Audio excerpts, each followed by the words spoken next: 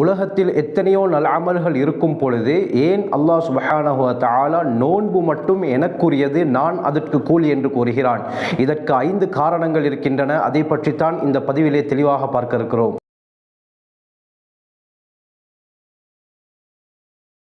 அல்ஹம்துலில்லாஹி ரப்பில் ஆலமீன், அஸ்ஸலாத்து வஸ்ஸலாமு அலா ரசூலில்லாஹி அம்மா பஅத். கண்ணியத்திற்குரிய இறைவனின் நல்லடியார்களே, அல்லாஹ்வின் சாந்தியும் சமாதானமும் என்றென்றும் நம் அனைவர் மீதும் உண்டாவதாக. புனிதமான ரமதானுடைய மாதத்தை அடைந்து அல்லாஹுடைய நெருக்கத்தை பெறக்கூடிய கூட்டத்திலே அல்லாஹ் நம் அனைவரையும் சேர்த்தருள்வானாக. தொடர்ந்து ரமதானை பற்றிய பல விடயங்களை பேசிக்கொண்டு வருகிறோம். அந்த பதிவுகளை பார்க்காத சகோதரர்கள் அதனுடைய ஃபுல் பிளேலிஸ்ட்டை கீழே டிஸ்கிரிப்ஷன் பாக்ஸில் தருகிறேன், செக் பண்ணி பார்த்து கொள்ளுங்கள். அதிகமான பிரயோஜனங்களை நீங்கள் அடைந்து கொள்வீர்கள். அருமையானவர்களே, இந்த பதிவுல நாங்கள் என்னத்தை பார்க்க இருக்கிறோம்டா, ஹதரத் ரசூலுல்லாஹி ஸல்லல்லாஹு அலைஹி வஸல்லம் அவர்கள் ஒரு ஹதீஸ்ல சொன்னார்கள். புகாரியுடைய ரிவாயத் வருது. அபூ ஹுரைரா ரலியல்லாஹு அன்ஹு அறிவிக்கிறாங்க, ஸல்லல்லாஹு அலைஹி வஸல்லம் சொன்னார்கள், அல்லாஹ் கூறுகிறான், குல்லு அமல் இப்னி ஆதம லஹு இல்ல ஸியாம ஃபஇன்னஹு லீ வ அனா அஜ்ஸி பிஹ். மனிதன் செய்யக்கூடிய எல்லா அமல்களுக்குரிய கூலியும் அவருக்கு கிடைக்கும், ஆனால் நோன்பை தவிர நோன்பு எனக்குரியது, நானே அதற்கு கூலி கொடுக்கிறேன் என்பதாக அல்லாஹ் கூறுகிறான். அதாவது கண்ணியமானவர்களே, உலகத்திலே அடியான் செய்யக்கூடிய எல்லா அமல்களுக்குரிய கூலியை அல்லாஹ் நிர்ணயித்து வைத்திருக்கிறான். அந்த அமலை செய்யும் பொழுது அந்த நிர்ணயிக்கப்பட்ட கூலி அந்த அடியானுக்கு கிடைக்கிறது. இன்னொரு ஹதீஸ்ல ஸல்லல்லாஹு அலைஹி வஸல்லம் தெளிவாக சொன்னார்கள், ஒரு அடியான் அமல் செய்யும் பொழுது அந்த அமலுக்குரிய கூலியை அல்லாஹ் 10 700 மடங்கு வரை இரட்டிப்பாக்கி கொடுக்கிறான். இப்படி உலகத்திலே எந்த அமலாக இருந்தாலும் அந்த அமல்களுக்குரிய கூலிகள் நிர்ணயிக்கப்பட்டிருக்கிறது. ஆனால் இல்ல ஸியாம, நோன்பை தவிர நோன்பு எனக்குரியது, நானே அதற்கு கூலி கொடுக்கிறேன் என்பதாக அல்லாஹ் சுப்ஹானஹு வ தஆலா சொல்கிறான். அப்படி என்றால் கண்ணியமானவர்களே, நோன்புக்குரிய கூலியை அல்லாஹ் நிர்ணயிக்கவில்லை, அல்லாஹ் அதை பொறுப்பெடுத்திருக்கிறான். அல்லாஹுடைய பொறுப்பு என்று சொன்னால் அந்த கூலியுடைய அளவு எப்படிப்பட்டது, எவ்வளவு பிரமாண்டமாக இருக்கும் என்பதை நாங்கள் சற்று யோசித்து பார்க்க வேண்டும். இந்த ஹதீஸ் புகாரியில் வருது.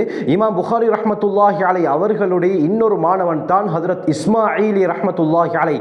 அவர்களுடைய நுஸ்ஹாவுல, புகாரியுடைய அவர்களுடைய பிரதியிலே எந்த வார்த்தை இந்த ஹதீஸிலே இடம்பெற்றிருக்கிறது என்று பார்த்தால், அஸ்ஸௌமு லீ, நோன்பு எனக்குரியது, வ அனா உஜ்ஸா பிஹ், நானே நோன்புக்கு கூலியாக மாறிவிடுகிறேன் என்று அல்லாஹ் சுப்ஹானஹு வ தஆலா கூறுகிறான். இந்த வார்த்தை இமாம் இஸ்மாஈலி ரஹ்மத்துல்லாஹி அலைஹி அவர்களுடைய பிரதியிலே சொல்லப்பட்டிருக்கிறது. ஆக கண்ணியமானவர்களே, அல்லாஹுவே கூலியாக, அதாவது அன அஸீரு ஜஸாஅன், நானே கூலியாக மாறிவிடுகிறேன் என்று அல்லாஹ் சொன்னால் அந்த கூலி எவ்வளவு பிரமாண்டமானதாக இருக்கும் என்று சற்று யோசித்து பாருங்கள் கண்ணியமானவர்களே. அல்லாஹ் சுப்ஹானஹு வ தஆலா ஏனைய அமல்கள் இருக்கத்தக்க, ஏன் இந்த நோன்பை மட்டும் எனக்குரியது, நானே கூலியாக மாறிவிடுகிறேன் என்று ஸ்பெஷலாக சொல்லியிருக்கிறான். இதற்கு என்ன காரணம்? அல்லாமா ஃபக்ருர் ராஸி ரஹ்மத்துல்லாஹி அலைஹி அவர்கள் இதற்கு 5 காரணங்களை குறிப்பிடுறாங்க. அந்த 5 காரணங்கள் அல்லாஹ்விடத்திலே இருக்கக்கூடிய சிஃபாத்துகள், தன்மைகள்.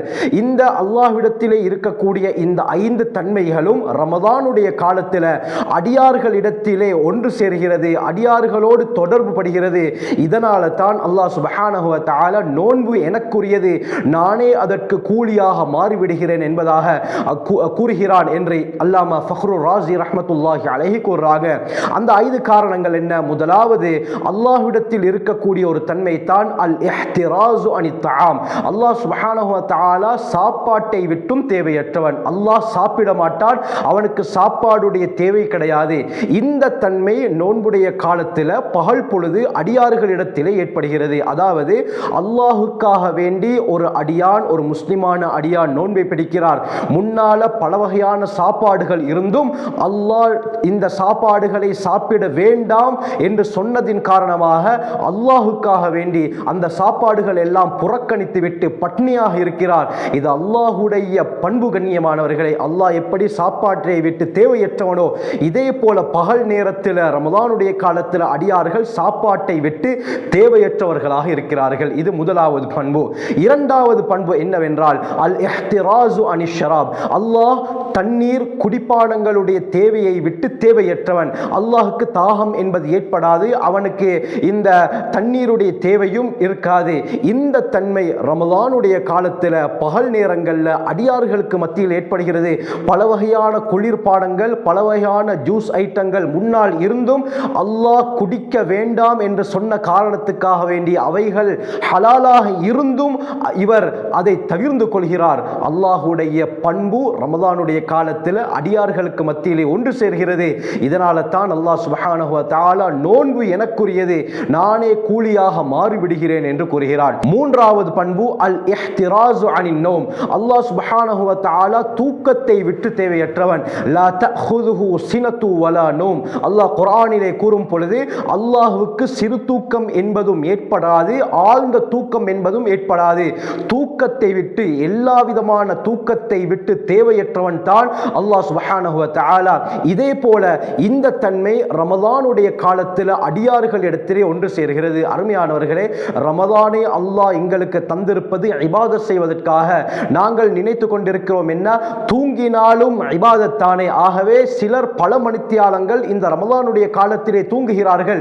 கண்ணியமானவர்களே, அந்த தூங்குவதின் காரணமாக அமல்களுடைய பாக்கியத்தை இவர் இழந்து விடுகிறார்.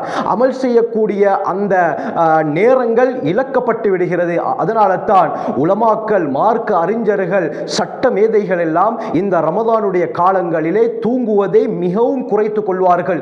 எப்பொழுதுமே குர்ஆன் திலாவத்திலே தங்களுடைய நேரத்தை கழித்துக் கொண்டிருப்பார்கள். இமாம் ஷாஃபிஈ ரஹ்மத்துல்லாஹி அலைஹி அவர்களை பற்றி வருகிறது, இமாம் அபூ ஹனீஃபா ரஹ்மத்துல்லாஹி அலைஹி அவர்களை பற்றி வருகிறது. இந்த இருவரும் ரமலானுடைய காலத்தில் ஒரு நாளைக்கு 2 குர்ஆன்களை ஓதி முடிக்கக்கூடிய வளமை உள்ளவர்களாக இருந்தார்கள். ரமலானில் 60 குர்ஆன்களை இமாம் ஷாஃபிஈ ரஹ்மத்துல்லாஹி அலைஹி, இமாம் அபூ ஹனீஃபா ரஹ்மத்துல்லாஹி அலைஹி அவர்கள் ஓதி முடிக்கக்கூடிய வளமை உள்ளவர்களாக இருந்தார்கள் என்றால் தூங்குவதற்கு எங்கு கண்ணியமானவர்களே நேரம் இருக்க போகிறது? இன்று ஒரு ஜுஸுவை ஓதிவிட்டால் எங்களுக்கு களைப்பு ஏற்பட்டு வருகிறது. ஒரு நாளைக்கு 60 ஜுஸுக்களை இந்த இமாம்கள் ஓதுவார்கள் என்றால் சற்று யோசித்து பாருங்கள். ஆகவே இந்த ரமலான் தூங்குவதற்குரிய மாதம் கிடையாது. அல்லாஹ் சுப்ஹானஹு வ தஆலா அமல் செய்யக்கூடிய ஒரு பாக்கியமாகத்தான் இந்த ரமலானை தந்திருக்கிறான். தூங்கி கழிப்பதை விட அமல்களின் மூலமாக இந்த மாதத்தை உயிர்ப்பிப்பது மிகவும் சிறந்தது. அதனால தான் மார்க்க அறிஞர்கள் யாருமே இந்த ரமலானுடைய மாதத்தில் தூங்குவதை நன்றாக குறைத்துக் கொள்வார்கள். தூங்குவது இபாதத்தான், ஆனால் கண்ணியமானவர்களை அதைவிட அமல்கள் செய்வது மிகவும் ஏற்றமானது. இதை ஞாபகம் வைத்துக் கொள்வோம் கண்ணியமானவர்களே.